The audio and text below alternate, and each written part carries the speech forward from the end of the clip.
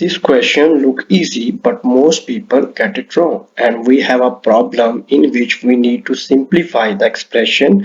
The expression is 2 multiplied by root of 125 minus 3 multiplied by square root of 45. So let's start this. Let's solve this problem. So first of all, I'm going to simplify square root of 125. We know that 25 times 5 is 125. So when I simplify this, the square root of 25 is 5. So I will get 5 multiplied by square root of 5. Similarly, we have square root of 45. I can write 45 as 9 multiplied by 5, and the square root of 9 is 3, so I will get 3 multiplied by square root of 5. Now I'm going to substitute these two values into the given expression.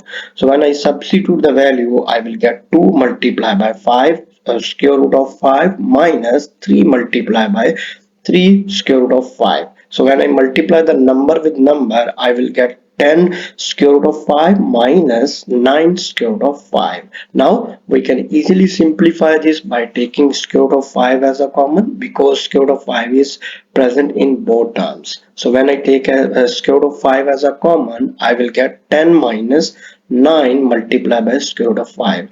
We are already familiar with this. 10 minus 9 is 1, so I will get 1 multiplied by square root of 5, and when we multiply any number with 1, it will be itself, so we will get square root of 5. So this will be our final answer. If you like my video, please subscribe, and also if you have any question related to this, you can write that question in the comment.